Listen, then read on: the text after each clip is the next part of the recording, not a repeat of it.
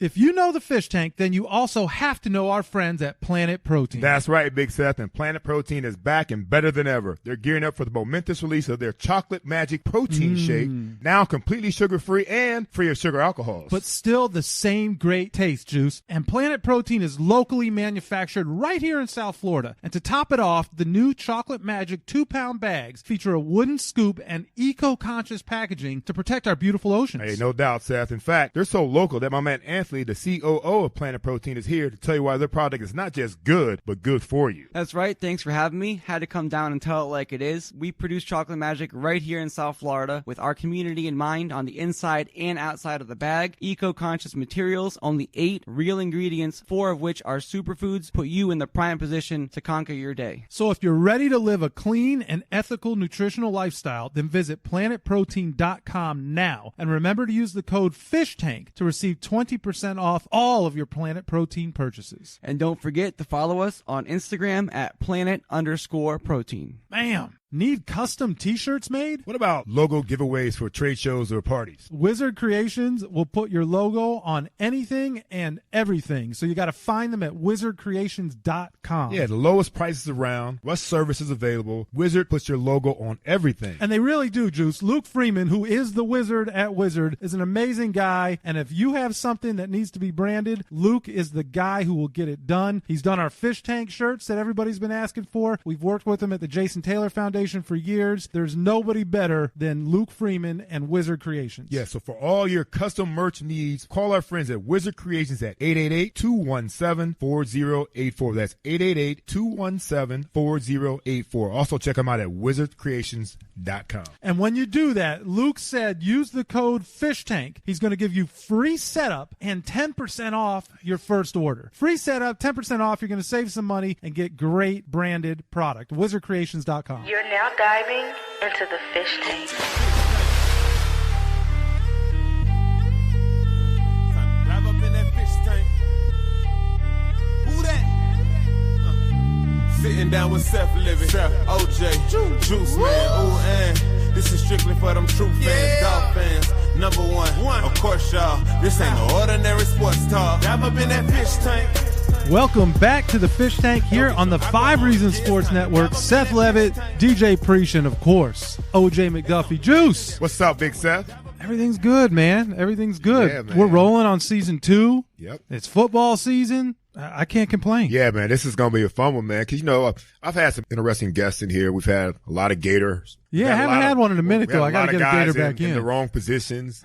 But now we got a guy that's not only – in the right position as wide receiver, also wore the correct number 81 at one point, and I'm loving having him in from the U. From the U, which is tough for me to say at this time of the year right now. But Randal Thrill Hill dives into the tank. What's up, Thrill? I'm not interested. I'm infamous, I guess. I'm just a little bit different, but glad to be here in South Florida where the humidity is always just right. That's right. That's for sure. Especially for the opposing teams, right? Oh, yeah. I mean, you got to use it to your advantage. And Coach Shula and Jimmy Johnson, they use it to their advantage, but I guess everyone's kind of softer now. Oh, my God. We got little domes and half domes and stuff like that, but not us. We were out there in hurricanes, right? Yeah. I know I played against the U one time where it was like, I don't know, we were coming from up north and played them in high school and in college, and it was 95 degrees. We could have played a night game, Steph. I think we talked about that before, but they said, hell no, you guys are going to play at noon. With one fan. That's right. We'll give you a floor fan. Use that. Yeah, that's right, man. Let's rewind a little bit. Let's go back to where Randall started. Yeah, well, Thrill, that humidity is nothing new for you. I mean, you're a Miami guy through and through. Right? Is it Killian? Yeah, Killian Senior High School, and of course from there to University of Miami. But even before Miami Killian Senior High School, I played Little League here in South Florida. And interesting enough, I'm from a very strong family, a very close family, and my dad was my coach. And my dad, I distinctly remember, telling me one day I did something that was good. And we got home, and he looked at me, and he said, "Son, let me explain something to you. You have a lot of talent. You can be very good. And I promise you that if you listen to me and you listen to your mom, say your prayers, stay out of trouble, one day people from miles and miles around will come and watch you play." And that always stuck with me because, a lot of these young kids nowadays, they don't really adhere. They adhere more to the internet and social media as opposed to their family. I used to always, cause Juice, OJ and I used to be roommates, and one thing that Juice used to talk about was his mom. Okay, because that was his rock. So my dad was like that for us when I was young. And believe it or not, there was actually 6 guys at one time that my dad coached Little League that played at the University of Miami on scholarship. Wow. Yeah. He must have been doing something right. Yeah, exactly right. So what was that team? Let's give a shout out. Does that team even exist any longer? No, I don't think it, because, times change, people change. And, I don't think that particular club, it was a Southgate Optimist Club. And it was down, right off of, Eureka Drive. In the Colonial Drive area, and myself, Alex Johnson. This was pre-Flow Rider League, right? No, yeah. This one it wasn't about the money. It was about going out, having fun, staying out of trouble, and keeping the kids off the streets. It wasn't about making money like it is now. You guys didn't lose very many games, did you? Actually, we lost a heck of a lot of games. Did you really? Yeah. But it was more or less, going out and being disciplined, staying together, talking with each other, one another, and also the families getting together. So, my dad is big on family. I mean, people know me from all the craziness on the field, but off the field, when it was time to go get grocery, my dad, everybody get in the car, we're going to go get groceries. Right. I mean, and I think that's important because, a lot of kids and a lot of the young adults and tomorrow's leaders, they will, think about football. They'll see football and they see, guys like Jason Taylor, OJ McDuffie, and some of these great guys. But you know what? It's about family too, and family first. Make sure you take care of your family as well as your careers. A little inspiration from Thrill this absolutely. morning. I like it. Yep. But you mentioned the craziness on the field. Mm-hmm. not to No, go past all that. We can go there. That's an important message. But so I want to go back to Killian for a second, because if you look up on the Wikipedia page, and I didn't know this, Juice, you were a corner in high school. And so I'm trying to figure out, because normally you hear you guy's a wide receiver and he thinks he's going to be a wide receiver, and then he drops his first 10 passes when he gets to college, and they move him to the other side of the ball. You don't usually see the guy go the other direction. Tell us a little bit about that journey. Okay, well, let's back up a little bit. Let's talk about me being a defensive back. I visited a couple of schools for their summer camps, and one was West Virginia. I went to their camp. You were in Morgantown? Morgantown, yeah. Ain't nothing to do there, but I was there. Just play football, right? And then I was there, and then I also went to Florida State's football camp, and of course Mickey Andrews and Chuck Armada, and because everyone was recruiting me as a defensive back, and if you look up, in the Miami Herald, they had me considered as one of the best athletes in high school athletes as a defensive back. 1 year I had 11 interceptions, broke the school record. But that's a lot of picks in high school a lot ball. of damn picks, man. Why would they even throw it his way? You gotta go get it. You gotta go get it. But I don't think they throw it 11 times. It's funny because going into college, I used to come home and every major school, every D1 school was there waiting on me to get your there. Dad's prophecy. And I would say, hey, listen, I'm walking past them getting off the bus, and I would say, and they would start talking. I said, no. Mom and Dad are inside. Y'all talk to them. I'm going to my room. Right. Yeah, I ain't got nothing to do with y'all. Y'all got to get through them first, and then if they say yes, then we're good to go. That's awesome. But even the trials and tribulation of picking a school, picking the right school, taking your official visits, Juice did this type of stuff too. I originally, believe it or not, decided, and if you go look, it's in the periodicals, I verbally committed to Florida State. Ooh. Blasphemy. Now, blasphemy. Here we go. The coach that was recruiting me was Coach Hubbard Alexander. He lived down the street from me. When this hit the paper, everyone said, okay, Randal Hill's going to Florida State. Randal Hill's going to Florida State. Jimmy Johnson wasn't really trying to hear that at that particular time. Now, my dad had his own route of how he was going to get me to where I was going to go. And what he did was he put me in the car. He said, son, I heard, you made a decision to go to Florida State, and I respect that. And he put me in the car. He says, come on, let's go. We want to go. I want you to tell your grandfather, about your decision. So I go, and you got to understand, my grandfather is a very commanding figure, and so is my grandmother. And I get to my grandparents' house right away in West Perrine. And by the way, I grew up I spent a lot of time there, which was right down the street from Derek Thomas's grandmother. Right. Oh, wow. Yeah. So we kind of grew up in the same area. A lot of talent in that area. Absolutely. Unbelievable. So my grandfather looks at me and says, son, I hear you thinking about going to So his Florida grandfather State. now. Grandfather. Oh, yeah. Dad's out of it. He passed Dad's on out of it, right? So I'm like, I said, yes, sir, Granddad, I'm going to go to Florida State. He looked at me, he says, well, son, he says, why do you want to go to Florida State? when you got a good university right here, and your grandmother and your grandfather can watch you develop as a young man. Son, I think you should go to University of Miami. Yes, sir. I guess I'm going to University of Miami. That was it, huh? Flipped you right away. Literally, that was it. Because that's just, like I said, and people who are listening, you have fun on the field, but family comes first. And I don't make any major decisions in life without talking mom and dad. Grandma and granddad is not here anymore. So it's kind of like Don Corleone. You go to my dad, you sit down, you take him in the room, and when I got married, everything, you sit down in the living room. That's where everything is decided. Dad, I'm thinking about buying a car. Well, son, what kind of car are you going to buy? Dad, I'm thinking about getting married. Well, son, the young lady that you've been dating for the past 10 years, you ain't going to get any better than that. So, but, let me back up. Great story.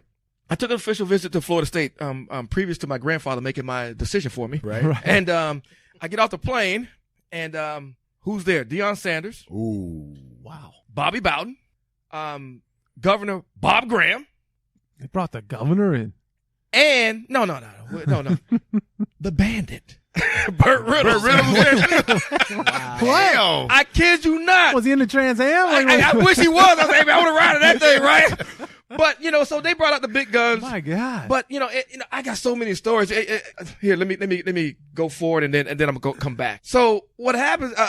Some years ago, I'm a federal agent, everyone. Yes, I carry guns and I protect this country. I am them. We are they. I'm a figment of your imagination and dismiss that. So I'm a man in black. But I had to go to a judge's house to have an affidavit signed. A federal judge. They're all powerful. Federal judge. And the judge looked at my name and he says, well, son, I don't know if I should sign that.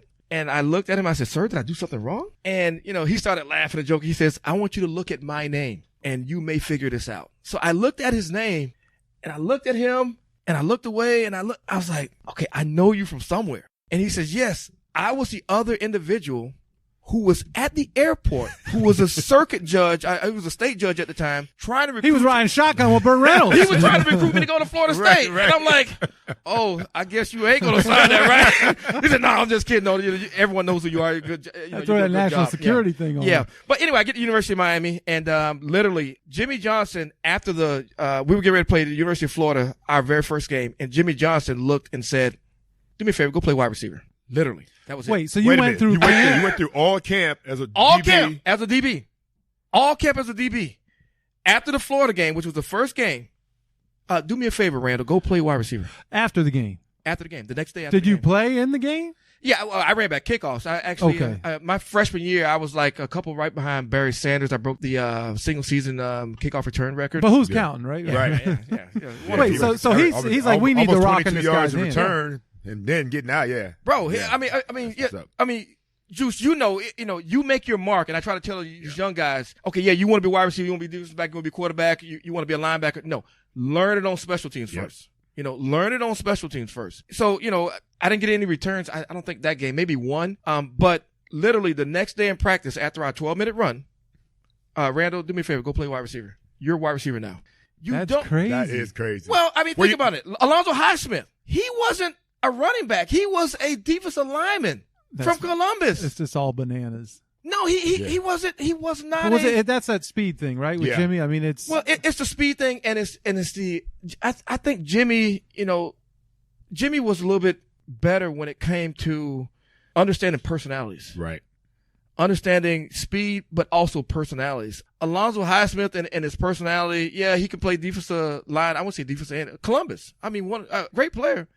Do me a favor, go play running back, go play fullback. Right. Okay. And that was it. You don't say anything. Yeah. Jimmy Johnson, come on, give me a break. A lot of times, a lot of times they recruit you at something though, and then they get you in. Yeah, and they know. So they have it in mind. Once we get you in, I can do whatever now. Yeah. They had a lot more control back then than they do now. And now these kids can go in the portal and transfer out. But back then, you were stuck. You had to ask them for permission to transfer. And most times they said no. It's crazy. So but you had, Florida State, who sends Deion out. I wonder if their vision was defensive back the whole time, right? And they went to Deion and then T-Buck and the whole. Well, and Jimmy's like, nah, we're just gonna move you. Mickey Andrews, Chuck Armada. I was gonna be a defensive back there, without a doubt. I was gonna be a defensive back. Jimmy Johnson had other ideas, which is fine. It worked out for the best. For you and him. Yeah, I remember the first day of camp. one of the things you do, incoming freshman, you run the 40. And you had a lot of guys who had just left the University of Miami who were holding out, such as Alonzo Highsmith, such as I got so many stories to tell you. Let me back up. I mean, we need to do like 2 podcasts. Yeah, we can. Josh Darrow and the 5 Rings guys are going to be sitting here like, how the hell did we not get this? All right, let's back up. I remember even in high school, because you signed your letter of intent during or right before track season. And I remember, I was running track, had fun. Never knew he was running track. Yeah, I was waiting for that. Yeah. So what happens is, I remember we were in regionals, and who's coming down the stands? I see Jerome Brown. Okay, Jerome Brown. I see Tolbert Bain. Okay. I see Brett Perriman. I see Irvin. I see all these guys. I'm like, they come up to me and they said, "Hey, you're gonna win this. You're gonna win this 220, right? Because we ran 220 yards. 220, yeah, right? yeah. You're gonna win this 220. 220 right? yards Yeah. instead of meters. Yeah. 200 meters now. Yeah. Yeah. And by the way, 220 yards is longer than 200 meters. Right. So anyway, they come down the stands and they're like, you're gonna win this 220, right? And I'm like, yeah, I'm gonna win it. No, you don't understand. How many yards you gonna win it by? I'm like, what are you talking about? How many yards I'm gonna win it by? I'm gonna win the race. He said, no. This Jerome Brown, these guys. No, you signed to come to the University of Miami. We just don't win. You have to win by. You got to embarrass somebody, huh? You got to embarrass someone. So I said, Mindset, okay, I'll win by 5 yards. I said, no, you need to give us 10 yards. That's nuts. Now but that's Jerome Brown. I'm talking about Jerome Brown. Sure. So needless to say, I found out later that those cats were betting on the Of race. course they had money on the damn thing. Yeah. They were betting on the race, and the guys over the stands, they were not taking any bets unless they were giving yards, kind of like a point spread. I'm like, come on, bro. So, Of course they were. so the first day of training camp. Wait a minute. Go ahead, bro. Tell me the results. Oh, yeah. come on, bro. Come on. Did you get about 10? I gave him 10, 15. There you go. All right, bet. Come on. When Jerome Brown, Yeah, right. Come on, bro. Jerome Brown, these guys, bro, come down and say, hey, how many yards you going to win by? Are you kidding me? You're going to give them that and then some, right? Or you're going to find somewhere to run after the race. Right, you better keep running, right? And it ain't up no tunnel either. It's going home and get in the car somewhere, right? But when I get to the University of Miami, who's standing there again? Because Jerome Brown and also Alonzo Highsmith, they were holding out. And Alonzo comes up to me, and I had some old school, high top, worn out Nike cleats. And they weren't even like Tempos or anything like that. And I just, you know how it is, Juice. Once you start falling in love with a certain pair of shoes, you kind of just want to wear, these are my shoes. Right. So what happens is Jerome and Alonzo come up to me and they say, you going to run in those? I'm like, yeah, I'm going to run in these right here. So I said, yeah. And they say, well, you're the guy we've been bragging about. You have to run a 4.3 or under, or we're gonna have problems because we've already told Johnson. No, we don't want to have problems. That you're gonna be the fastest guy here, and you're gonna run in those. And I'm like, I'm gonna run in these right here. So I ran my 40. The time is classified. I would tell you guys, but it's it was a 4.3. Something. It was low. It was low 4.3. Low 4.3. I was like 4.33 or something like that. And as they were walking away, they yelled to Jimmy Johnson. They say, "Give us the time." And then John said, "Yep, you're right. He's the fastest one out here." But that's what the University of Miami was. You didn't want to embarrass the guys who had bragged about you. You didn't want to embarrass the guys who paved the path for you. Right. And that's how you have to look at it, even with your family. People have prayed for better things to come, for generations to come. So, you know what? Show up and do the right thing. Yeah, you represent your school. I kind of tease Juice and Drayton about this sometimes, but and everyone thinks about things differently. But you represent your school, but you also represent your family too, whether it be the name on the back of your jersey or with the name not on the back of your jersey. So you don't want to embarrass them. Yeah, and that's your extended family. Yep. So let's talk about a little bit about you talk about the guys, Michael Irvin and those guys, and Brett, and when they show up to games. I mean, it's a different atmosphere for you guys on that sideline. When you got those guys that played before you on that sideline, I mean, how do you guys get so – I mean, I see you guys so juiced, so pumped, and that swagger comes out. First of all, where'd all that swag come from? And then how to get down there – how to trickle through the whole team like that? Okay, well, right now it's called swagger. Back then, we called it blunt force trauma. Right. Right. Force trauma. You drop this ball, it's going to be some problems. There's going to be some consequences and repercussions. I mean, because you got to understand the whole swag thing is, and I think a lot of schools have it, but it came from practice. I mean, I think Coach Johnson and even starting off with Coach Schnellenberger having practice after a game, literally full pads, because they didn't show up the way they should have showed up. Full pads. We're going to practice right now. But it was just so intense. My roommate, Robert Bailey.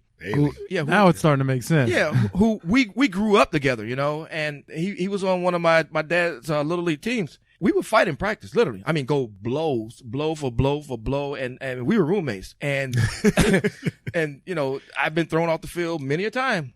Fighting with him, fighting with my other roommate. They played defensive back, and All right, you were DB before, and you switched on him. That's the problem. Well, yeah, you're probably right. That's probably what the problem is. It was switched out, man. And I remember Coach Erickson, throwing us off the field, and I look at Robert, look at Roland Smith. Hey, you know what? Let's go get something to eat. We'll fight tomorrow. You leave it on the field, but it's very intense on the field, especially when you're talking about that level. Especially when you talk about playing against teams such as a Penn State or a Notre Dame or Florida State. What about Texas? Wow. Now you guys took a whole different.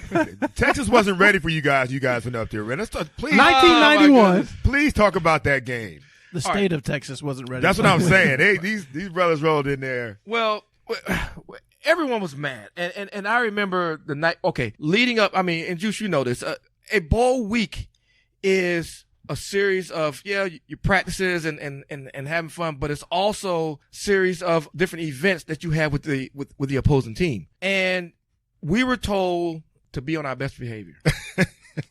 Wait. So we were. So some events we went to, best behavior. They were University of Texas was talking all mad crap everywhere. You can say shit. Okay, mad shit everywhere. Okay. And what happens is, leading up to the game, it just boiled over. I mean, literally, it just boiled over because we come out for warm-ups and they're still talking shit. And we go back in the locker room, some of the seniors who get ready to leave who don't really care at this particular point. We know we're going to get drafted. We know, we've graduated. So we know what was going on. And we looked at each other and said, okay, we invented this. I mean, are you kidding me? I mean, it's like you trying to beat a man, but you haven't beat the man. And by the way, the chances of them beating us was simply astronomical, baby. But, so we come out and I remember, Robert Bailey, just like on the documentary, he comes in, he looks at me, he says, hey, Randall, I'm telling you right now. And Lamar was standing right next to me. He says, whoever catches this ball, I'm knocking their ass out. And I looked at him and I said, man, you crazy, man. And Lamar started laughing. Lamar said, you gonna knock him out? Hey man, do your thing, baby. And that just led up into the whole frenzy of all the penalties, over 100 some yards penalties. But if you look at that video, if you look at that game, the quarterback did not throw me the ball all game. The quarterback. Now you got to understand this. We're not mentioning who the quarterback is. Well, that was Craig Erickson. Craig, wasn't it? Craig Yeah. Erickson. By the way, Bailey did knock the guy out on the opening kickoff. Of course. He said he called the knockout. So let it be done.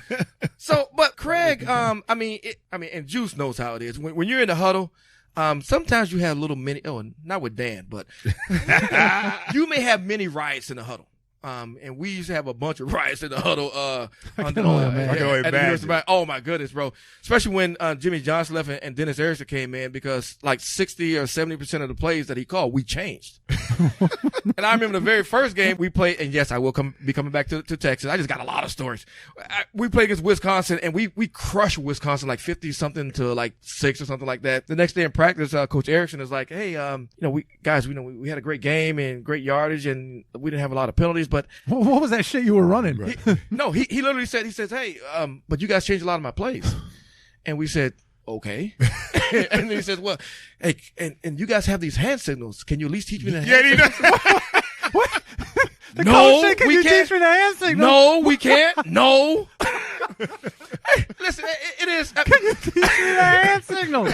No, we're not teaching. I mean, we were out there like catcher and pitcher. Yeah. We shake, receiver, we standing out there, and sometimes Craig will give it and we shake it off. Okay, there we go. Like Sandlot. I like it. We used to have fun, man, because you had to ask him for the hand signals. It's funny because the game of football and getting back to the youth who are listening to this broadcast, it's a lot of fun, but you have to become a student of the game. If you're not a student of the game, you will not be successful. You have to know the X's and the O's. You need to study the playbook even when you're not in the meeting rooms. You need to understand that playbook and I'm not saying go over your coaches, but know it just as well or even better than the coaches, because you are on the field. And that's one of the things that I don't like about college football now.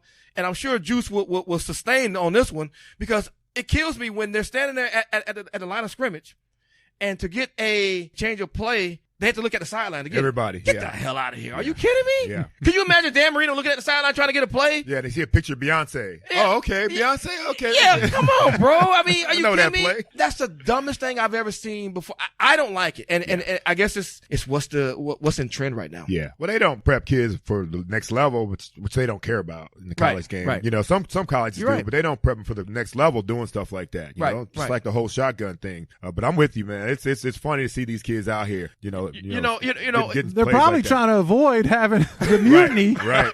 And not knowing the calls that their own players are making. That's what they're avoiding. You just brought up a good point, though, Juice. I thought you said I did. I was crazy, man. I was doing an interview with Lamar Thomas, and one of the questions we asked him was, "What is the teaching now of wide receivers?" And he says, "Well, it seems like nowadays they're and by the way, we'll come back to the Cotton Bowl. Appreciate that. It seems like nowadays they're teaching receivers how not to get open and we just throw a back shoulder throw. No, Juice beat people at the line of scrimmage.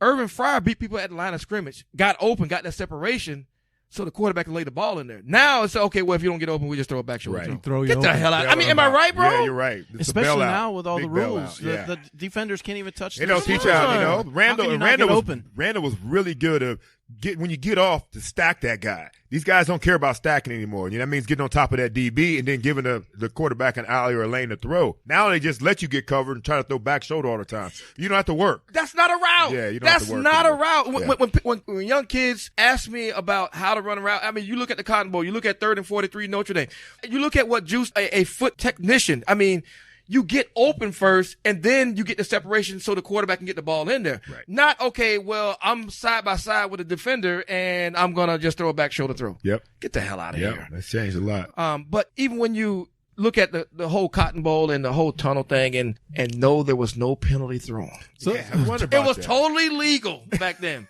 We changed all those rules. That's what university. That's what it is. Yeah, that's right. We were the school that and the team that when you think you have all of the answers, we rewrote the questions. That's what we did. So Craig Erickson threw you open. He threw me open. That's a good one, right? He just slid that in there. I just watched the video.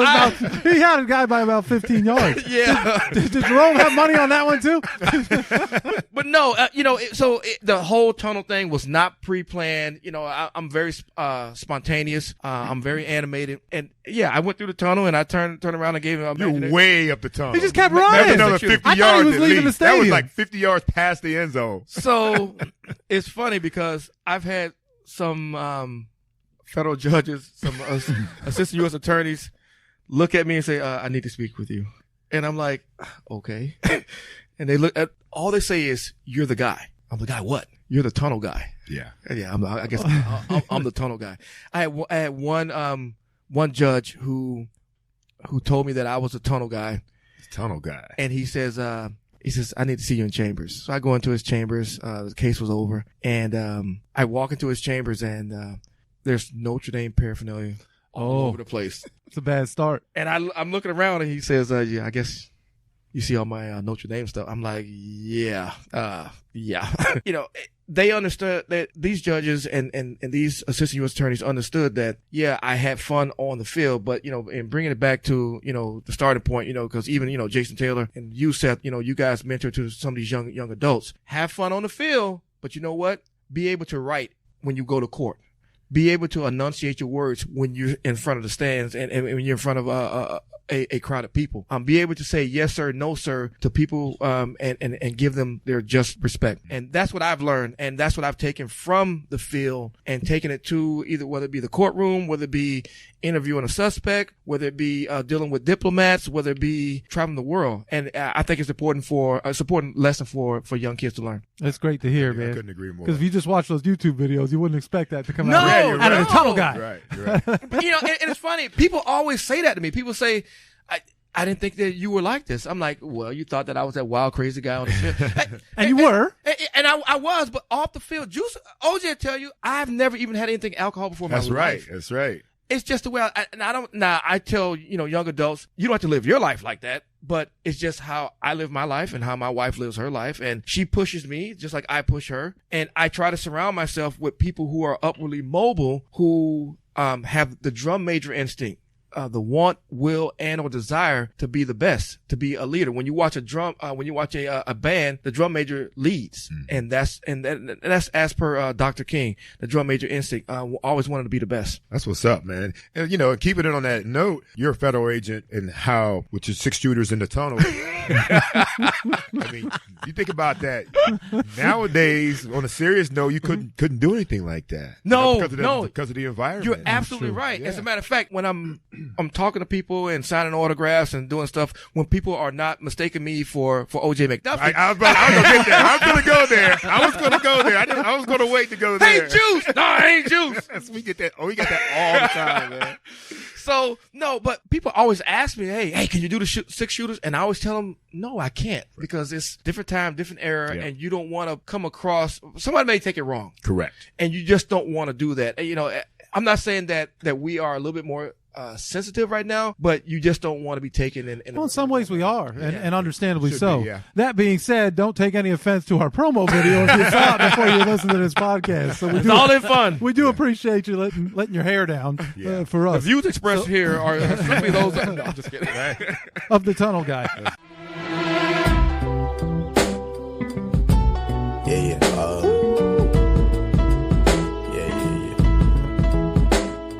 This is Ricky J. Mark. In a world where sports radio continues to shift around the whims of corporate interests, we understand that the constant, unexpected changes can be exhausting from time to time. So that's why we think you should sit back, relax, and take 5. Reasons, that is. So go ahead, grab your smartphone, and subscribe to the 5 Reasons Sports Network, available on virtually every podcast platform. We're South Florida's fastest growing on-demand sports media network, so you decide when you want to tune in. You decide when you want to listen. Because we know your life can be hectic, go ahead, fall in love with our lineup, including 5 on the Floor, 3 Yards Per Carry, The Fish Tank, Light-Skinned Opinions, and Cinco Razones, whenever you want. All you need is an internet connection. So go ahead, tune in. Try us out. We're by Miami, for Miami, and spreading rapidly throughout South Florida. On 3 Yards Per Carry, Chris Kaufman had enough. They turned 26% of the roster days before the game. I mean, it's absolutely, I've never seen anything like that. I've never seen anything like that before. And trust me, you haven't seen anything like that. You listener, you have not seen anything like that either. And anybody who says, oh, this is the Patriot way, this is what they do. No, that's bullshit. That is not true. That is not something that the NFL does. It is not something you've ever seen before. It's not something you've seen in New England. No. It's not something you've seen anywhere else. So don't let Brian Flores pull the wool over your eyes and say, turnover in the NFL happens. Turnover, blah, blah, blah. No, bullshit. That's bullshit, folks. Okay. That is a lie. Okay. Yeah. No, they turned over 26% of the roster days before the season began. And that had a drastic effect on the outcome of this game. Download, subscribe, and listen to us on your favorite podcast provider. So I got a question for him, Jim. Yes, sir. So we talked about the Cotton Bowl. You talked about being a senior, and this is a Miami Dolphins podcast. Yes, sir. We do cover these great days. And so there was that, you went into the draft. You were represented by a guy who also might be known for some antics, right? Were you a Drew guy? I was a Drew guy. You were one of his first guys. I was his first round draft pick. Yeah. I remember seeing that on ESPN. Put him on the map. Yeah. Wow. It's interesting because, Drew, I think Drew is a good agent, but looking at my personality now, I'm a little bit more reserved, especially when it comes off the field. He was representing that guy running out of the tunnel, right? Wasn't that what he was bringing? Me. He wasn't representing. I mean, Juice knows. I mean, you guys know. Usually, when I'm out in public, I'm coat and tie, I'm suspenders. Yep. It's just I'm just different. I mean, and because I always can see my dad standing behind me, I can always see my grandfather standing behind me. So Drew wasn't necessarily representing that guy. He was representing the tunnel guy. And I don't think Drew really knew who that guy was. Interesting. It's just because I keep to myself. I don't, I don't do the club scene. I didn't really do the club scene back then, but maybe every once in a while. Right. And I remember I used to have a ping pong table in my living room, and guys used to come over late at night and play ping pong. Right. Back in the day when I was with the Dolphins, but that was my style. I'm the guy who you're gonna call when you're drunk and you need a ride home. The original Uber. That's me. Pick up the phone, call me. But, Drew has had a successful career. It's an unbelievable career. All right, well, let's talk about draft day then. 1991, 23rd overall pick. Where were you expecting to go, and then what were you doing, and how did you feel when you got the call from the Dolphins? I was invited to New York, and I said no. I was not going to be one of those guys, right? Who's sitting there sweating and not being drafted, and then have to wait for the next day. So, and our draft was on Sunday. There was a Sunday draft then as well. Sunday draft. So I went to the stadium, and they had like a big draft party at the stadium, and I was in the stadium, and I was actually hoping to get drafted by the Dallas Cowboys. Going back with my old coach, Coach Johnson. I mean, he had the 6-shooters. Yeah, right. Going back to, exactly. I couldn't wait to have you in Texas. But that didn't occur. So when I got the call from Shula, he said, "Hey, think about drafting you with the 23rd pick of the first round. What do you think about that?" And I said, "Oh, are you kidding me? Absolutely." At that particular time, my mom had already left the room when she went outside because she couldn't take it anymore. By the way, I've talked a lot about my dad. My mom is a little bit different. They've been together for 58 years. Wow. They're total opposites. My dad is cool, calm, and collected, and my mom will cuss your ass out. Period. So she left the room because she couldn't take all the stress. So they called my name, but I'm in the stadium, so the fans went crazy. They herded me out into a Miami-Dade police vehicle, and we went over to St. Thomas. Yeah, 91. That would have been St. Thomas. You was there for the couple years. I think it was crazy. Beautiful place. Yeah, St. Thomas. Yeah, where the rooms were right there. You didn't have the hotel rooms were right there. Right. So, but no, it was a great experience. And I tell a lot of the young adults who want to be like O.J. McDuffie, who want to be like the Michael Irvins, to take it to the next level. The NFL and being drafted. Hold on, let me back up. Out of 1.5 million. And I just gave the speech to some administrators in Texas. Out of 1.5 million seniors, approximately 300,000 to 400,000 will make it a D1. Out of that 300,000 to 400,000 that make it a D1, I'm going to say 300, 350 will get invited to the NFL Scouting Combine. Out of that 300, 350, 200, right. 200, 250 get drafted and or get a shot. Out of that number, only 150 will get their pension. I'm giving you facts. It is like hitting the lottery. So 3 and 3 to get your pension still, right? Is it still? No, it's 3 years, 3 games. It's 3 years, 3 games, or something like that. Right. But the average person who you see on TV playing football only plays 2.5 years. So most of those guys you see will not get a pension. So What I'm trying to say is sports, and specifically the NFL, is an opportunity, if you can make it there, to give you a jump start on life to continue your life. After football life. I mean, OJ is not living underneath a bridge, homeless. Not yet. Oh, please, whatever, bro. You squared away. Yeah. You squared away. Right. But, be able to speak, be able to talk, network, talk to people. Don't be an asshole. Sign the autographs, because you never know who it may be that may come back and help you one day. And that's the way I look at the NFL. It's giving me the opportunity to do some things. It's giving me an opportunity to, I work in our Texas office now, and one of the judges there, you're the guy. I'm like, yeah.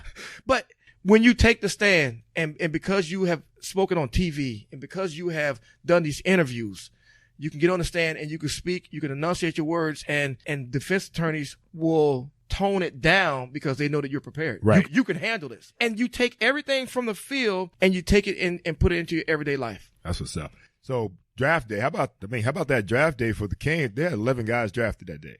Yeah, it was about that. 11. I counted them. And how many in the first round? 2. Yeah, 2. Him and Russell. Russell was the first pick. The Cowboys. Yeah, and again, Coach Johnson, bringing it from the University of Miami, he set the trend, because what Coach Johnson was doing was he was basically he never had a guy to hold out. Think about it, because the deal was already done. It's like, okay, OJ, I'm going to draft you in the first round, the first pick. Talking about Coach Shula or Coach Johnson? Johnson. Oh, okay. Johnson, when he was with Dallas. Oh, I see. Yeah. He would say, okay, OJ, I'm going to draft you in the first round. You're going to be our guy, but you have to agree to these terms. It was already done. And I think the previous to the whole slotting system now, the NFL outlawed that because they wanted the spirit of the negotiation. But if you notice, Coach Johnson never had a holdout in draft because the deals were already done before he even picked them. Right. You're going to take this or we're not going to pick you. and that's what he did to Alvin Harper, all those guys. But you were drafted by Coach Shula. I was drafted by Shula. Did he make that same agreement? No, absolutely not. I sat out for a minute. Maybe like I missed a week. A lot of people say that I missed a lot more than that, but no, I only missed a week. Some people say you missed 4 weeks. No, I only missed a week. Hold on, let me take that back. I missed one preseason game. That year, and you guys can look it up. So you missed more than a week. No. Here's the thing. They went to Japan and played. I think I may have missed 2 weeks. They went to Japan and played. The number's growing here. No. Seriously, and I didn't go to Japan. But I played in 4 preseason games. So just like fifth game, right? So I didn't. People blew it out of proportion, and the media did, but no, I didn't. How about Coach Shula? How did he handle it? He wasn't too happy with No, he's just it's just not his style. But when I was.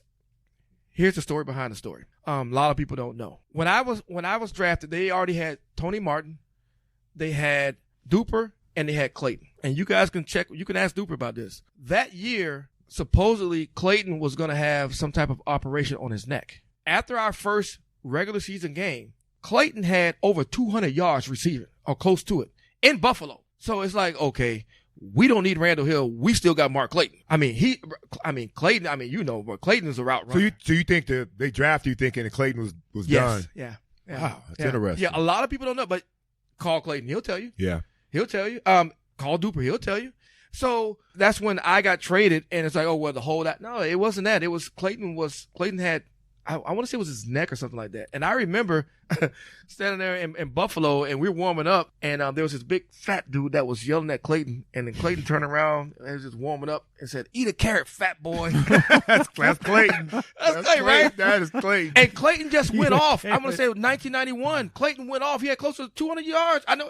Yeah, he just went off. And he made the Pro Bowl that year. Yeah, that's what I'm trying to say. So they weren't expecting Clayton to play. But see, no one tells the story behind the story. But if you call Clayton up, he'll tell you that. If you call Duper up, he'll tell you that. If you call Tony Martin up, he'll tell you that. The guys who were there, they'll tell you that. So at that particular point, they didn't need Randal Hill, which is fine. I was a luxury. So they sent me to Arizona, where most guys' careers just die. At that point, yeah, they were. Then. Yeah. Oh, are you kidding me? Yeah. I went through I want to say 9 quarterbacks there in 4 years. Wow. If more. The funniest quarterback was Jim McMahon. He was funny. Oh, I bet. Yeah, he was a character. He's still a funny dude. But it was some interesting things that happened out there. You guys. I'm sorry, real quick. You guys had a bunch of receivers. You had Mike Williams, James Pruitt, Scott Miller, Tony Martin. Nobody talks about that. Everyone says, "Oh no, he held out." Clayton, they didn't need me. Freddie Banks. Exactly. They didn't. All those guys could get the job done. You know that. Yeah.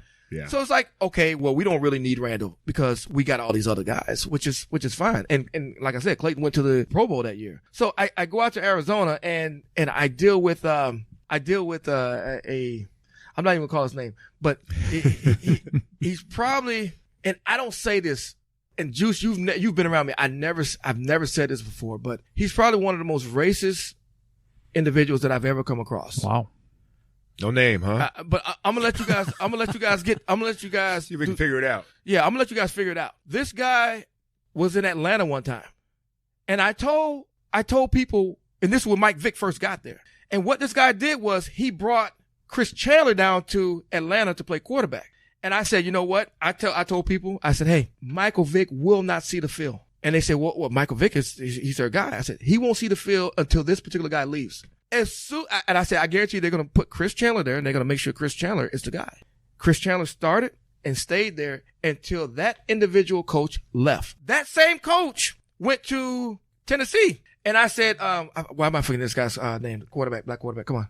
McNair. Steve McNair. I said, McNair will not see the field until this guy leaves. He did not see the field until this guy left. In the preseason, they put it out there and they let it be known when I was in Arizona that whoever has the best stats going in, because it was me, Ricky Prohl, and Ernie Jones. Okay, who's going to be the starters? okay. So I kid you not, I outshined everybody. I remember even having a touchdown in Denver, and I went and sat on a John Deere tractor in the back of the end zone. Yeah. There he's back. Yeah, right. So my stats are up to par. Everything is good to go. And the position that I was playing in was I was competing with someone who was not my complexion. And I remember this coach saying, "No, I'm sorry, I can't start you." I'm like, okay, not a problem. What am I going to say? Right. You know, what am I going to do? So, things happen, and, I could care less now because, I'm happy. I'm working. In 6 years, I'll have my second 401k completed. I have my second pension completed. Yeah, buddy. I'll have my Social Security, and then my wife's an MD. Y'all can go to hell. I'm good. I'm good. That's right. I'm good. Damn, That's wild because you don't hear about that. No, you don't. Again, I guess early 90s. It's not as public. You know what I mean? Right. That's what I'm saying. The locker room. Not that it didn't exist. In the locker room, you see it. Yeah. Yeah. No. It happens. And only thing I say is, you just got to keep going. You, as my dad always says, hey, what are you gonna do? Stop living? Hey, you got to keep going, son. You got to keep going. And he's my rock when it comes to stuff like that. Now, when it's time for me to go off on somebody, okay, that's my mom. Hey, mom, what I need to say? Well, you need to cuss their ass out, baby, and you need to, because your mama, and you let them know if they. And they've been married 58 years, huh? Oh, my mom. Yeah. Oh, I had on one of the radio shows that I was doing one time, and the first thing it was on Mother's Day. I said, Mom, as soon as she got on, I said, Mom, do me a favor. You're on the air. A lot of people can hear you. You can't cuss. You understand? Don't cuss. We need to get your mom on the podcast, man. That sounds like my kind of interview. She has some stories because her sister, who just passed this year, if you guys are into old school R&B, they did a story about my mom's sister. My mom's sister was married to one of the great singers back in the day, Frankie Lyman. And they made a movie about it. Yep. Why Do Fools Fall in Love? Starring Lorenz Tate, right? Lawrence Tate was in it. Also Halle Berry. That's right. Leela Rashawn, and there was one other actress in there, well-known actress. Good stuff. Yeah, and which one played your aunt? I want to say, was it Halle? I think Halle Berry played it. It's kind of cool. Yeah, There. she was married. It was funny. She was married. Cool or not cool? She was married. Okay. When I was at the University of Miami, I remember when this whole story went down. There was a TV show called Why Do Fools? No, not Why Do Fools. It was called A Call to Glory on ABC. And my aunt was watching it, and they were playing one of Frankie Lyman's songs. And what happens is she goes to sue because they didn't get permission from her, and she goes to court, and there's two other women they're suing at the same time. Crazy. This guy was married to 3 women at the same time. That's right. Crazy. I guess not Frankie. cool. Yeah, Frankie Lyman. But if you're gonna be played by somebody, I know, right? Yeah, no, it was an interesting time back then, and I know the family. We used to talk about it, and then I remember also when we. What's your aunt's name? Imara Lyman. She just passed away this year. Wow. Yeah. Wow. Okay. Looks like Layla Rashad played her. Layla Rashawn? Okay. Yep. Yeah.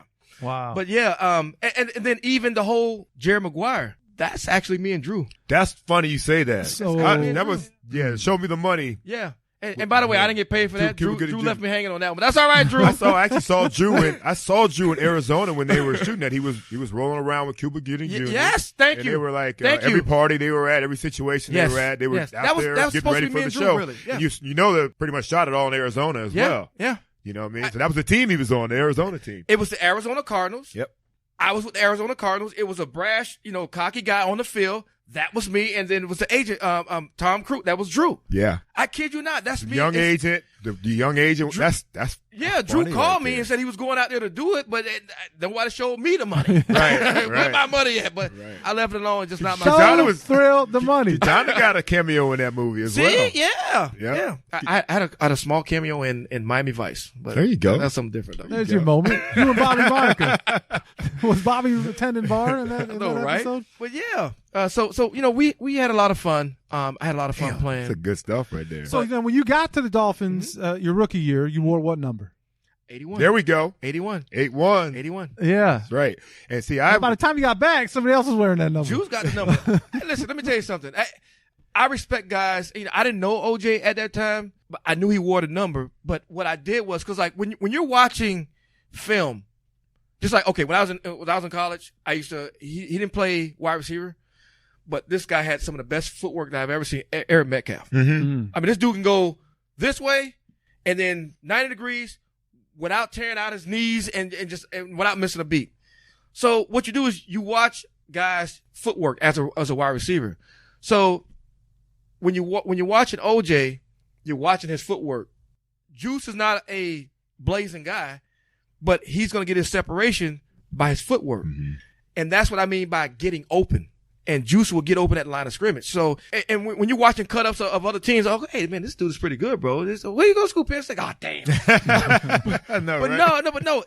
Good player, good footwork, good hands. So, I mean, I ain't gonna fight with number 81. Hey, give me another number. I don't care. That's what. Hey, it was up for. You could have bought it off. I'm not listening to this guy, bro. I didn't get an offer. I didn't get an offer. You got that veteran money at that point. Nah, bro, it's all yours, bro. I was looking to get 84 when I got there. You know what I mean? 24, 84. But honestly, and Randall will tell you this, back then you were just happy to get an 80 number. Yeah. Mm-hmm. Yeah. Because all the wide receivers and tight ends had to wear 80s back then. Yeah. And then they started retiring numbers and, you couldn't use them, So then all these guys go to more of the teams now. But man, oh man. Yeah. Back then, if you get a double digit number that's under 80, like in the teens, like, damn, am I going to make the team? Yeah, you're going to make the team. Why they giving me this shirt? I think it's written on the wall. Yeah. I mean, no, it's all good. I'm not one of those guys who got into the jerseys who I didn't care. I just want to have fun. Of course, you want the ball thrown to you. You want to fit in. You want to go to the playoffs. You want to win a ring, and you want to be part of the team. It's not like that now. Yeah. You got guys that want to wear certain pieces of equipment. Let's just say that. We're going to talk about that in a minute. We're going to talk about that in a minute. But I don't want to lose this number thing. So you mentioned earlier when people aren't asking you, are you O.J. McDuffie? Mm-hmm. So has that become an issue? Is it just because first-round draft pick? Bro, you were drafted at what position? Wide receiver. No. 25th. And you were 23rd. Yes. You both wore 81. You were 2 years apart, first-round draft pick. Our cards, you can see our cards. People give us – I'll get Randall's card sometime to sign. Give me Randall's card to sign. Yeah. You do the Kim Bokamp. It's not me, but I'll sign it. Yeah. Someone called me because I still do some things for the NFL. I was walking onto the field last night and I saw someone. He said, guy was drunk. He was like, "O.J. McDuffie, how you doing?" I said, "Try again." Randal Hill, how you doing? At least he got it. No, I'm serious. And I said, "Yeah, you've been drinking, haven't you?" "Yeah, I had a few, but I know you're Randal Hill, but you gotta look like O.J. McDuffie." That's right. We get it all the time. That's and I don't take it personally. Yeah, I don't either, man. That's good. It could be a lot worse. Yeah, right. Yeah. Not to throw anybody else under the bus. As a matter of fact, there's one other person, and Juice, don't say anything. There's one other person that a lot of people confuse us with. I know who it is. You should be. Come on. I'm not gonna guess. I'm just walking into a buzzsaw. If I guess man, wrong. I know it's all good. We won't swing on you. No, Brett Perriman. Yep. Ah, okay. Brett Perriman. I've gotten that's that interesting. Yeah. Who also came through here? Yeah. Brett Perriman. Through the U. Yeah, through the U, but he played. He was here for a couple years with the Dolphins. Yeah, he did. 2 years, I want to say. Yeah, he was a little banged up man, when he got here, man. Great guy. Another great guy. Yep. You know what? And I'll be honest with you, man. I had a bad perception of University of Miami players just from what I How could that possibly happen? But I'm going to tell you, man, everyone that I've met, from starting with Bernie Kosar to Randall to LT to Mike Irv, Brett, all the guys that I've met. He's leaving a few guys out, Preach, but we won't go there.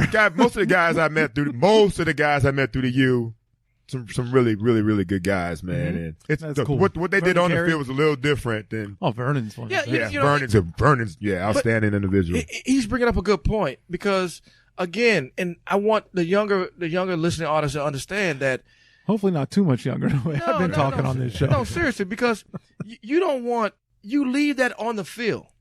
And the way our mentality and how we were on the field was about the field, and you left that crap on the field. Don't bring it home. I'm not gonna walk in my dad's house like that. Absolutely not. It doesn't sound like it. No. Certainly not your mom's house. Yes, ma'am. No, sir. Yes. No, it's that's how it is. I'm not walking in my house like that because honestly speaking, my wife didn't want. I mean, we were dating. She didn't want me to play football.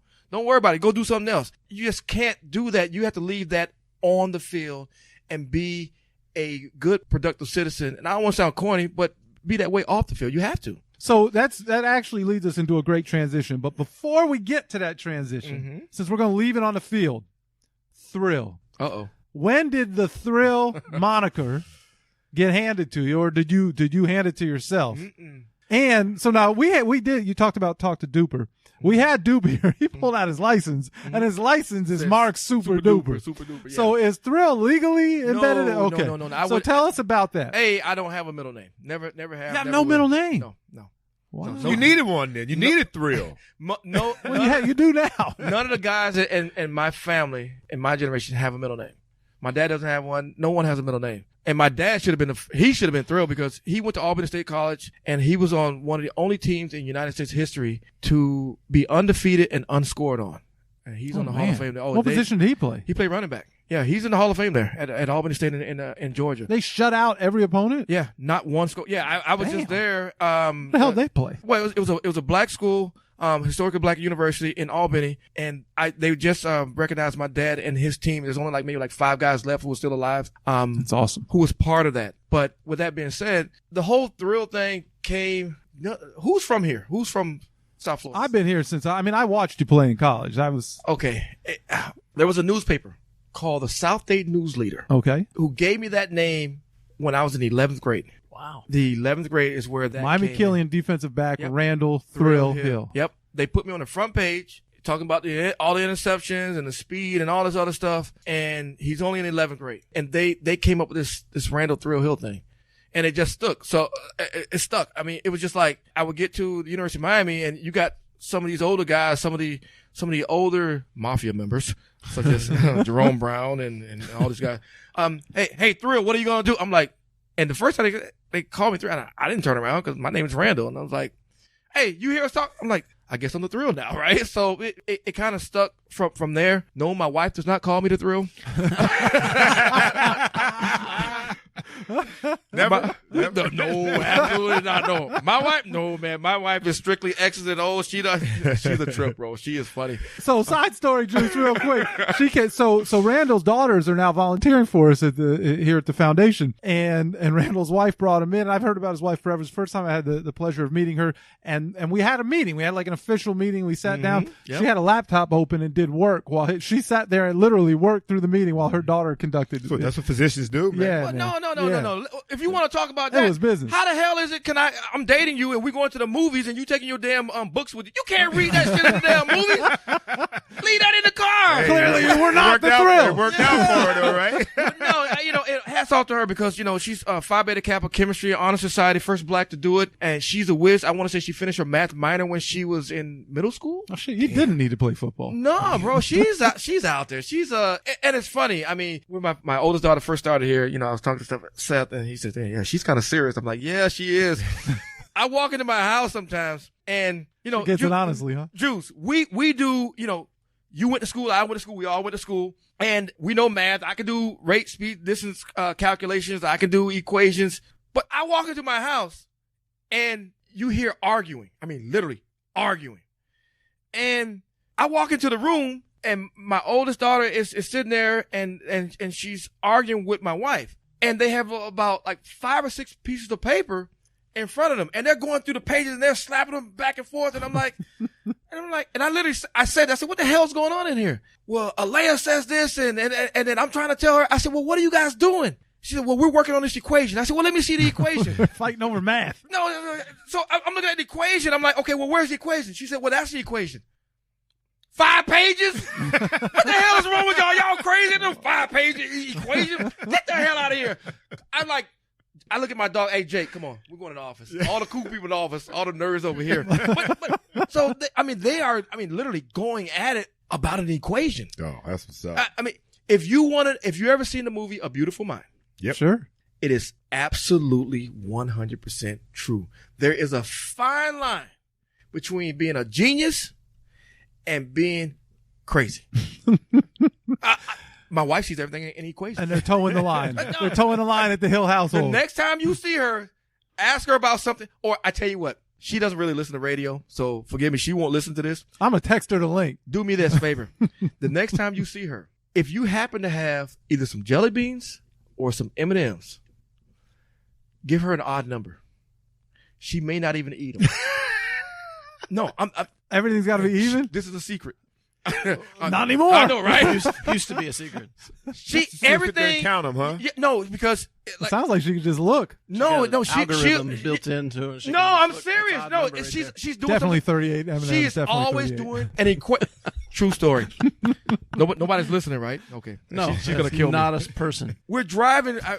This is my other house that we used to have. We're driving, and she was counting, and I looked at her. I said, "What are you doing, babe?" And she says, "You're gonna think I'm crazy." I said, "Well, I already think you're crazy." So she says, "Well, I think they removed the one or two trees." And we were like a mile away. I said, "Well, what are you talking about?" She says, "No, you're really gonna think I'm crazy." I'm like, "No, tell me." She says, "Well, I have a formula in my head about the distance from each tree from a mile from our house, and one of them is gone. I can tell it's gone, and I'm trying to do another algorithm." Wow. You're like, you're right. You're crazy as hell. You got some damn problems. Are you out of your damn mind? Definitely time for Wapner. But no, it's definitely a blessing in disguise, because when it comes to finances and stuff like that, she's on top of it. And when it comes to my daughter and some of the things that she's doing, I don't have to worry about that. I stay in my lane. Security, boys, and making sure that they're in the right place at the right time, that is my lane. So let's talk about that lane, right? You talked about security, Juice. Yep. So 2 levels of security with Randal Hill. Correct. One of them Lord. is those guys on the field. Correct. Let's talk about that. Talk about that, Let's talk Juice. about a little Especially bit as of the, wide receivers, right? Because there's no more particular position on the field in terms of how they look, what their fit is when they walk out on that field, Right. than the wide receivers. Yeah, so when we played, that was Nat Moore. Yep. And Nat used to drive me crazy. Fashion police. Representing man. the league. Come So out for there, those who yeah. don't know this exists. Right. During the pregame, make sure you're in compliance with the uniform code for the games, right? So I might have had, like, for me, it was always when we had the aqua socks, I had way too much aqua showing and very little white on the bottom. You know what I mean? And that's regulated, right? The league is regulating that. Yeah, they have. But you know what? You still got to look good. Got to look good, play good. Look good, play good. I'm the guy that lays my uniform on the ground in front of my locker before a game and say, I'm ready to go. I'm ready to go. It's going to be a 3-touchdown day right here. Hopefully, at least. It's interesting. I've been doing this job for 14 years. In the NFL, we don't really talk a lot about it. 14. But when you have, and I'll just say this, when you have Nike, Reebok, Under Armour, and some of these other entities that have their product on the field and they're paying good money for it, yeah, the guys want to look good and they want to do their own little thing. But these companies want their product displayed a certain way. I get it because that's the business part. The guys on the field are looking at it a little bit differently. But when you talk about the business part of it, Nike, Reebok, Under Armour, whomever, they want it business-like, they want it displayed properly, and they want it a professional because they're the ones who pay for it. It is what it is. I mean, generally what I try to do is I try to talk to some of the guys, and usually guys come up to me and they'll say, "Hey, am I okay?" And sometimes they may be out, but I take my direction from my bosses, but I try to do the right thing because I play the game.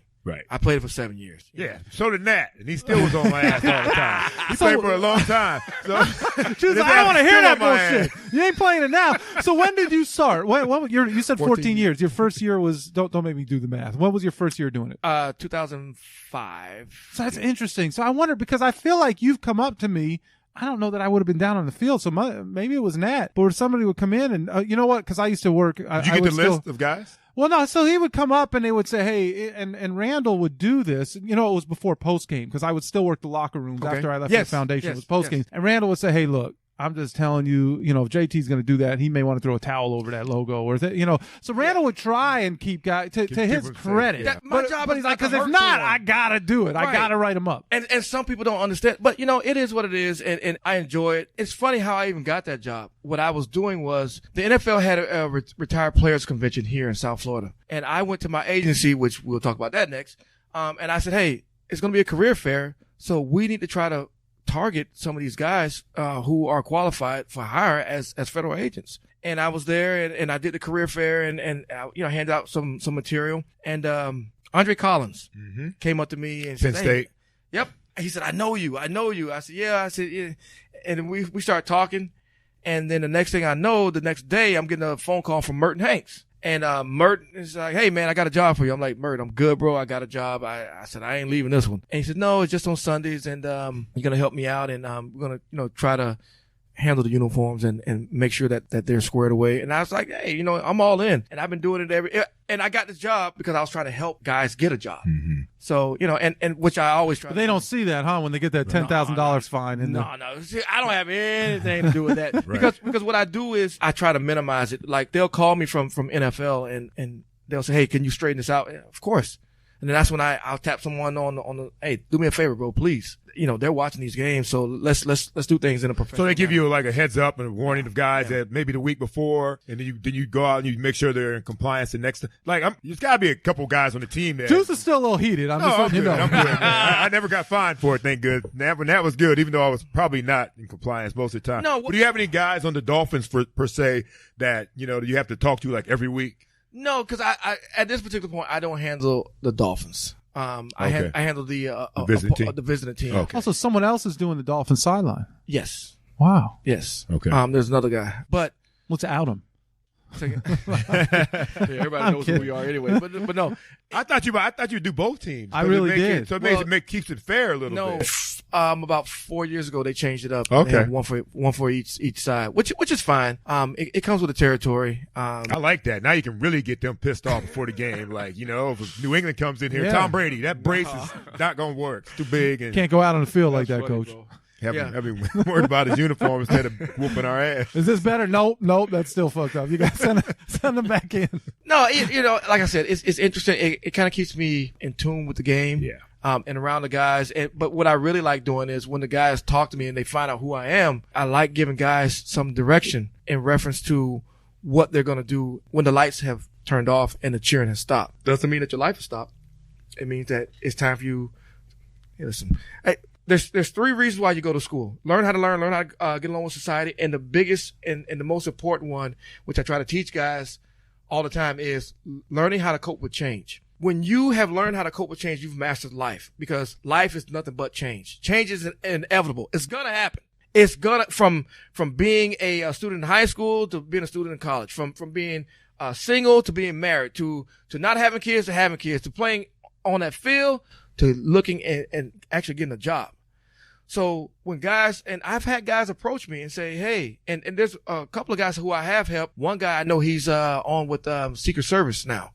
Because I show him the way. I give him a copy of my resume, which is the basic government formatted one. And if I can help you, I'll help you. And if I could do that from that field, I'll do it from the field. That's what's up, right? So when you see Randal Hill, you're at the game, you're like, hey, there's OJ. There's Randal Hill. Yeah, right. and it's not, so OJ's going to be casual and he's going to be comfortable. Randall's in a 3-piece suit with the suspenders. Yeah. I don't know how the hell you're doing it. If you got a fan underneath there, you're just sweating like a hostage You out never there. let him see you sweat. But man, oh man. So if you see Randal down there and he's got that little clipboard, he's letting people know that they got too much aqua showing, and so now you know the truth. But so you talked about getting a job, and you have a job, and you don't want to leave that job. Right. So what I loved, and now I'm thinking about it, it was probably after I left, I was working with Jason, so I was a little more casual, or not casual, but I was a little more comfortable because I wasn't quite as stressed in the locker room post game. And Thrill would come over and, hey man, sorry I missed this event. I know you'll call. Yeah, that, and it was all. So it's a story like this, Juice. You heard about that thing at the airport in such and such city, Right. when they had to take that guy off because he had the gun with. Yeah, we knew that was going to happen for a week. Right. So like, I don't know what Randall's doing, man. Like you Right. said, that whole figment of your imagination thing. Yeah, But tell us about what you can share about your current job and how you got there, man. Well, when I was, when Juice was my roommate, sometimes I would go to sleep, sometimes I wouldn't. And the times that I wouldn't, I was actually applying for federal jobs then.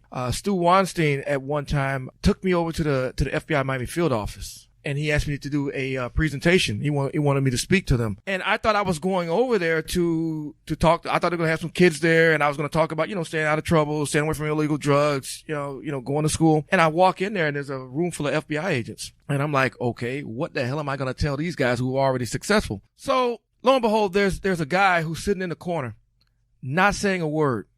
About 6'4", 6'5", tall black guy, commanding figure. Kind of reminded me of my grandfather in stature, as far as just his demeanor. And when I finish talking, he just looks at me. He says, "Mr. Hill, I need to see you in my office right now." And I'm like, "Okay." okay. I'm thinking, okay, I'm going to disappear for real. I'm not coming back. They ain't nobody gonna know what my body parts are. But I go in the office and he tells me, he asked me what I was gonna do after I finished playing. And I told him I was thinking about law enforcement. I didn't know at what level. But this guy happened to be the former deputy director of the FBI. And his name is Paul Phillip. And he put me in contact with several other individuals who were federal agents who could help me start the process. So I processed with DEA. Oh, I tried to process with DEA. They refused to give me an application. Really? Yeah. And For what reason? Not even an application? I'll talk to y'all all for this. Was the offensive coordinator from Damn near. Yeah, damn near. He refused to give me an application. Told me, he says, I can't even give you an application. No, you need to leave. That's crazy. I'm like, okay. So then, to give you the background, the oldest federal law enforcement agency in the government is U.S. Customs, started in 1789. Has more authority than any other federal law enforcement agency in the government. During the Homeland Security Act, the U.S. Customs basically became Homeland Security. So I processed with them back in 2000, when I was a police officer. And, cause I did want to learn how to do police work and, how to grind it out. It's very interesting too. You learned a lot. But what happened is, I was appointed in 2003, and I went through the federal academy, and I was assigned to New Jersey. I've done New Jersey, I've done Miami, and now I'm in Texas. I've done things. I've done cases all over the world that have nexuses to interesting places. I've prosecuted and or conducted illegal narcotics cases, national security cases, intellectual property rights. Also, I've done a lot of interesting things, and some of the things I've done, a lot of people still don't know, and a lot of stuff I still can't really talk about. Right. Especially, I know you guys have a lot of people listening. But it's been an adventure, and I enjoy doing it because I look at it like this. You see these shootings in different places. Those people, some of us look at them as being very, very bad dogs. Okay. Well, to catch a bad dog, you need a bad dog. And, you do things by the book. You do things as per your chain of command, and you go after bad people who, when you're asleep at night, I'm that guy. Okay. When you're at work, I'm that guy. When you are in the stadium, I'm that guy. Regardless of what's going on, I'm that guy. Because, it's funny because I went out to my daughter's school today, and I wanted to meet with the principal, and I told him, I said, hey, listen, I'm that guy. If I'm here, I'm that guy. Because none of that's, mass shootings and all this other stuff. I'm that guy. Trust me, I'm that guy because I'm very accurate at what I do. I don't miss. I understand policies and procedures, and I believe in protecting life in the proper manner. I'm that guy. And let's leave it at that. Yeah, I'll tell you what, man. If you don't, it's left. Hey, if you don't see Randal, if you see Randal on the football field, that's one thing. But if you see him in your personal life, that's your ass. Yeah. Because he is that guy, man. He is. And so, this will happen because, again, Randal comes ping pong tournament. It's two-time he won the ping pong tournament twice. See, now here's, real quick, though. Yeah. I didn't realize he had a damn ping pong table in his living room. Now we know some background. Now he had a hell of a partner, too. But, yeah. So cool gear. He comes to all the events that we do, but then if I ever can't, if he doesn't get back to me, I know that, there's something real happening. Yeah. And then, then afterwards, he'll, hey, man, sorry about that, but did you hear about that thing or whatever? I'll get you on the next one. I remember when Alea was born, I remember, like a week or two after she was born, I left the country for a few days, and my wife had no idea where I was. Hell, I didn't know where the hell I was going. Right. But no, it's there's a lot of guys who have that story, but for different reasons, man. Yeah, get that envelope. No, but it's a lot of fun, and it's what we fun? do. Yeah, it is, because it's that adrenaline rush that you get from just like playing football. You get, that's what guys they need. You need it. You need it. That adrenaline rush. And a lot of guys cannot handle. Can't duplicate it, man. When they can't get that adrenaline rush, you need that rush. You want to do there's a lot of paperwork, there's a lot of typing you got to do, but there's some things that are physical and mental that you need to have it. And I'm that guy. That's really fascinating because I've heard a number of guys in retirement say that, you can get great jobs. Some guys get wonderful jobs afterwards, but nothing ever replicates that thing that you get from that level of competition. And And maybe you found something where, the stakes are even higher, obviously. So that's pretty wild. You know what? That made me start thinking a little bit, Seth, because I know when Randall and I were roommates, I used to we got to the room, me, I want to watch football all day. Yeah. Randall did not want to watch football all day. He wasn't trying to watch the games? Randall, we watched like National Geographic and stuff like that, man. He was all on he's on a different level already at that point. He was getting the self-destruct. This message will self-destruct. Right. I'm not a big, Juice can talk football. Juice can talk basketball. I can do it, but not like to that level. It's just not me. Right. I'm just a little bit different. I love superhero movies, but I would rather watch like Hong Kong Phooey. Right. Number one super. Phooey. Yeah, Hong Kong Phooey or something like that. First Hong Kong Phooey reference in the tank. It is. It's just me. It's just my personality. It's just, I'm like Jim Carrey the Mask. I'm just different. Juice wants to watch sports, which is cool, and I'm starting to get more and more into it. Now, I will watch track and field. Right. I'm big on track and field because it's me and you one-on-one, and come on, let's go. Ain't nobody throwing me the ball. Ain't nobody doing.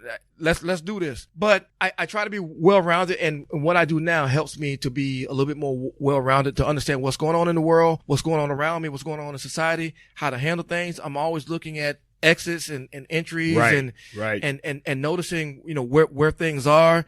It's just my personality and the job that I do now, I love it because, it lets me, be me. That's awesome, man. Yeah. I get great advice from him all the time, Juice. Like, hey, where do you live again? Okay. Well, listen, if you see one of those 18 wheelers driving through that really doesn't belong on that road, I'm just telling you where they're coming, give me those heads up on that stuff. Hey man, it has been absolutely fantastic to have you in the tank, Thrill. Appreciate all the support you've given us organizationally from the foundation side, but just as a friend, it's been awesome and really, really. Hey, we got something coming up, right? What's coming up? Cool gear? Yeah, we're going back to school shopping, man. Okay, that's right. I got you in now. As a matter of fact, I'm gonna. His daughters are working here. You can't say no anymore. Right. Plus, not only that, I'm gonna bring one or two federal agents with me too, so we're gonna make sure everybody stays in line. We need that. We definitely need that. Nice. Appreciate you, man. Hey, thanks for diving in. Hey, Phil. thanks. Appreciate it.